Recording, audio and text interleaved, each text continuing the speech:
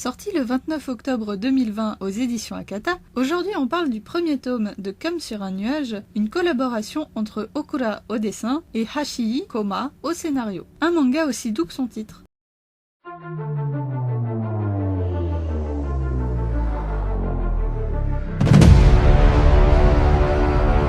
Noshiro Dai vient d'arriver dans un nouveau lycée après un de ses nombreux déménagements, ce qui est déjà un cliché qui revient souvent, histoire de plonger le lecteur dans la peau du personnage qui va tout découvrir au même rythme que lui. Arrivé dans sa nouvelle classe, ce grand gaillard est tout de suite intégré. Il est fort sympathique de par son caractère jovial et droit, et de par sa carrure de nounours, tout en rondeur mais athlétique, puisqu'il faisait partie de l'équipe de judo jusqu'à son déménagement. Mais quelque chose va rapidement le surprendre. En effet, il remarque qu'un des élèves de sa classe, Sanada Ko, est souvent isolé, pour une bonne raison d'après les autres élèves. On ne lui voit pour toute compagnie qu'une jeune fille d'une autre classe, Yamamoto, une amie d'enfance qui vient manger avec lui tous les midis. Et tout ceci va fortement interloquer Noshiro. Des bruits de couloir lui feront finalement découvrir qu'une rumeur disant que Sanada serait homosexuel s'est répandue, et que c'est le jeune homme lui-même qui s'est isolé des autres suite à cela. Le candide Noshiro va devoir démêler le vrai du faux et tenter de comprendre la situation qui s'avère bien complexe pour lui qui n'a jamais été confronté à ce genre de différence et qui, on peut le dire, s'y prend comme un pied quand il essaye de communiquer avec Sanada. Il va tout de même réussir à percer un peu sa carapace et à commencer peu à peu à comprendre que finalement, ils ne sont peut-être pas si différents, sans se rendre compte que des surprises pourraient lui tomber dessus. Et des surprises, il va y en avoir. On se rend vite compte que malgré la forme, les dessins tout mignons, aux traits arrondis, clairs et presque épurés, le fond va nous envoyer pas mal de petites claques par les dialogues toujours justes et percutants, et aussi par les révélations qui seront faites autour de Sanada et de ses relations surprenantes passées et présentes. En bref, l'histoire est bien plus adulte qu'on ne pourrait le penser en voyant seulement le titre et la couverture, et c'est pas plus mal. Pour résumer sans trop en dire, pour vous laisser le plaisir de la découverte, le début du tome montre bien les problèmes d'acceptation des différences en société, ici donc l'homosexualité, et jusque dans le cercle amical plus proche, mais le tome ne reste pas dans ce ton tout du long et finira par se rapprocher d'une romance un peu plus classique, surtout après l'arrivée du personnage de Hide, qui est tout de même légèrement dérangeant dans son concept. Mais je vous laisserai vous faire votre propre avis sur lui. Est-ce que le scénario va franchir le pas et aller vers une relation amoureuse entre Noshiro et Sanada? Est-ce que tout restera platonique et ira vers la désillusion des personnages à l'image de celle que je suis? Ou est-ce que la jeune Yamamoto va avouer son amour pour un des deux garçons et retourner complètement la situation? Pour l'instant, on ne peut rien affirmer, mais j'ai ma petite préférence sur le sujet et je serai là pour la sortie du tome 2, ça c'est une certitude. Parce qu'au-delà du côté homo-romance, les personnages sont tellement attachants et réalistes, ils tâtonnent, doutent, se trompent et essayent de s'améliorer que j'ai vraiment envie de les voir évoluer, quitte à ne pas avoir la fin espérée. Donc en attendant d'avoir le fin mot de l'histoire, ce qui arrivera vite puisque c'est une série courte en 3 tomes, prenez soin de vous et au plaisir de vous retrouver dans un autre coin de la chaîne. C'est encore un tome 2 que je vous présente cette semaine, avec le retour de Noshiro, Sanada et Yamamoto, le sympathique trio de Comme sur un nuage.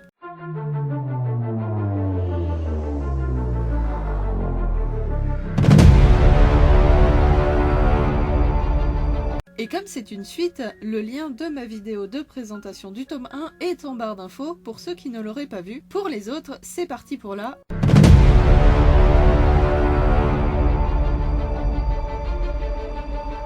On entre directement dans le vif du sujet avec un petit rappel des personnages et de la situation, dont un mini retour sur Hide.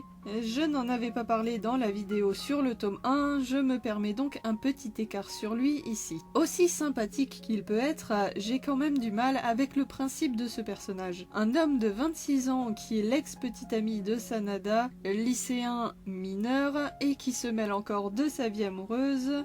Ouais, j'ai un peu de mal. Mais bon, je vais passer outre pour voir ce que le reste de l'histoire a à nous offrir. Et on commence par s'intéresser un peu plus à Yamamoto et le passé de la jeune fille avec Sanada. Ils sont amis depuis le collège, se connaissent depuis la primaire. Sanada a été un grand soutien pour elle pendant ces années difficiles du début de l'adolescence, et il devient vite clairement évident qu'elle a des sentiments forts pour lui et qu'elle est un peu jalouse de l'amitié entre Sanada et Noshiro, qu'elle a pourtant elle-même encouragée. C'est d'autant plus compliqué pour elle que Sanada ne lui rendra jamais son affection de la même façon, préférant visiblement s'intéresser au remplaçant de leur professeur de sport, Monsieur Terayama. Ça va vite commencer à me mettre mal à l'aise cette tendance à sous-entendre des relations entre un ado et un adulte. Mais revenons-en à Yamamoto qui fait part de ses doutes à Noshiro jusqu'à ce qu'il la rassure avec sa franchise habituelle. Seulement, c'est ce brave Noshiro qui va commencer à se poser des questions en se demandant notamment s'il n'est pas un frein à l'amitié entre Yamamoto et Sanada, et il va faire la bêtise de vouloir les aider à se rapprocher. Seulement, Sanada n'a aucune envie de se rapprocher de Yamamoto et va bien lui faire comprendre. Pour lui, elle n'était qu'une couverture, en restant près d'elle, c'était plus facile pour lui de cacher son homosexualité. On aborde là le sujet délicat du placard et des faux-semblants pour donner le change, mais ça fait autant souffrir la jeune fille rejetée que Sanada qui se sent coupable de lui avoir donné de faux espoirs toutes ces années. Heureusement pour nos personnages, ils finissent par discuter plus calmement et par se remettre en question, surtout Sanada, qui décidément cause bien du souci à ses camarades même sans le vouloir. On ressent bien qu'ils se sont décalés par rapport aux autres, un peu en marge et incompris, et même s'il a avoué la vérité sur lui à Noshiro, ce n'est pas suffisant pour qu'il se sente vraiment bien et à l'aise en société. Il a besoin de plus d'acceptation et c'est normal. Il se sent encore trop enfermé dans son secret pour être bien, même s'il commence à s'ouvrir un peu plus aux autres sous l'impulsion de Noshiro, dont la naïveté est autant une force qu'une faiblesse. Et au milieu de tout ça, arrive Morinaga... Non, pas Tetsuhiro, même si ce nom a la cote dans les yaoi, on dirait. Morinaga Makoto, donc, tel un chien fou dans un jeu de quilles, et il semble porter un intérêt certain à notre brave Noshiro, ce qu'évidemment Sanada remarque bien avant lui.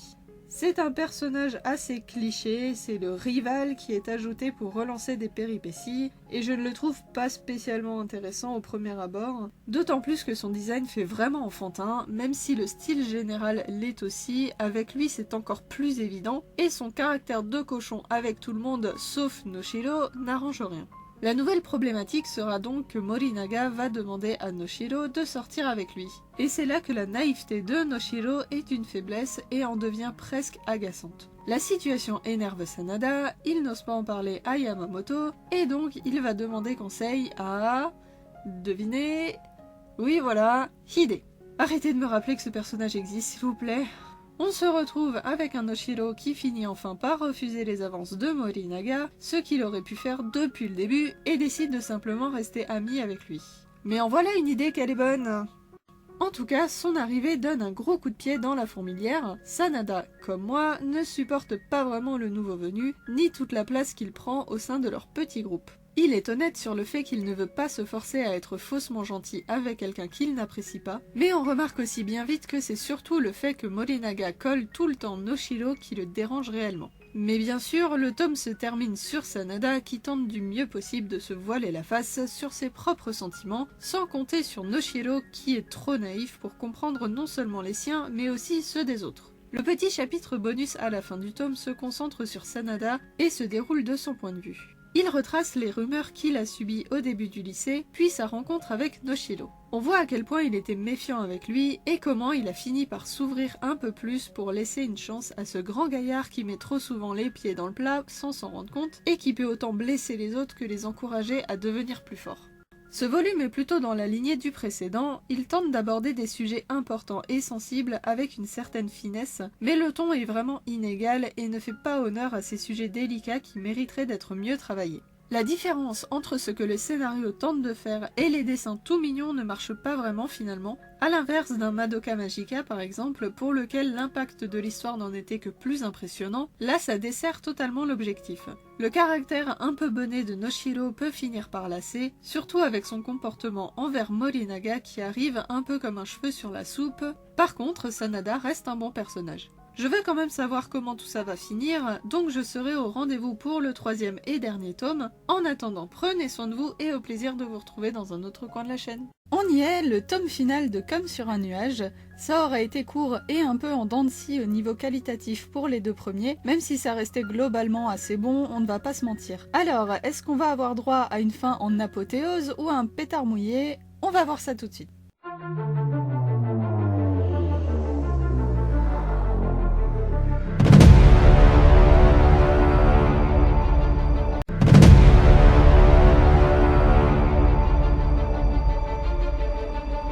On avait laissé nos personnages dans la tourmente à la fin du tome 2, particulièrement Sanada, et moi aussi du coup, puisqu'on assiste au retour de Hide dès les premières pages. Laisse ces enfants tranquilles, bon sang! Heureusement, on quitte rapidement ce personnage infernal pour retourner aux préoccupations de Sanada, qui a l'air de tomber lentement mais sûrement amoureux de Noshiro. C'était une situation à mener tranquillement depuis le début, ce qui est un peu moins sûr, c'est la réciprocité de ses sentiments du côté de notre héros principal. Ça a l'air d'aller dans ce sens, mais en même temps, il est tellement naïf que c'est difficile à deviner à l'avance. Le suspense est total, mais c'est un peu frustrant aussi parce qu'il est vraiment à côté de la plaque. Même Yamamoto, qui ne sait toujours pas que Sanada est gay, pour rappel, a senti qu'il y avait un truc. Intuition féminine hors du commun ou simplement un bon sens de l'observation, pour moi c'est plutôt évident. D'ailleurs, elle m'a bien fait de la peine dans ce tome. Tout le monde lui cache la vérité sur la situation, mais ça arrange bien Sanada qu'elle soit à disposition pour l'aider. Elle souffre de son amour à sens unique, et c'est quand même très égoïste de la part de Sanada de se servir d'elle pour esquiver ses propres sentiments.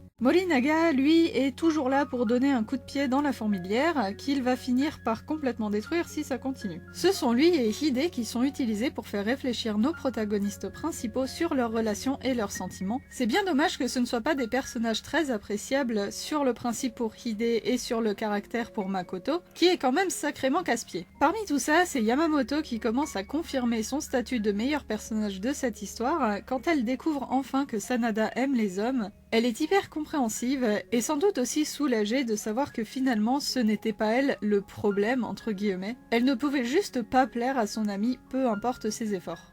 Et là, d'un coup, sans prévenir, pyjama party chez Hide. Attendez quoi ? Non mais sérieusement, il y a que moi que ça dérange ce type de 26 ans qui invite 3 ados, dont son ex, à dormir chez lui. Si ça avait été juste un mec désintéressé, d'accord, mais là non, vraiment ça me dérange. Honnêtement, les grandes différences d'âge ne me gênent pas, mais là le problème ici, c'est que les personnages sont quand même mineurs, au lycée, et qu'ils ont tous des petites bouilles de préadolescents à cause du style de dessin. En plus, cette péripétie se termine sans trop avoir fait avancer les choses, donc l'intérêt est assez minime et la gêne maximum. Un chapitre à oublier donc.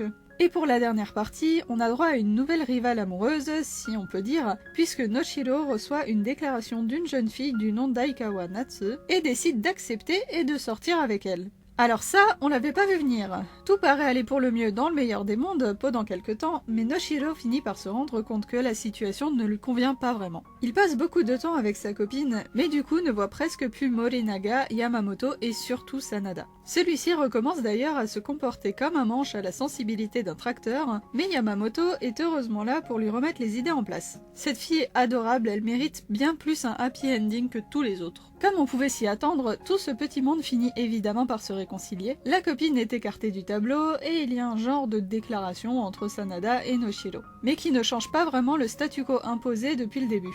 Les deux garçons ne sortent pas tout à fait ensemble, et bon sang, il fallait vraiment que ça finisse sur une discussion avec Hide. Va donc traîner avec des gens de ton âge, vieux lubrique. La fin est en demi-teinte pour moi, autant j'apprécie beaucoup la morale cristallisée dans la phrase « ça ne sert à rien de vouloir mettre des mots sur tout », je trouve que c'est très vrai et qu'il existe beaucoup de situations qui ne peuvent pas être mises dans des petites cases prédéfinies, mais les questions de Noshiro sur son orientation me laissent perplexe. Suis-je homo ? Suis-je hétéro ?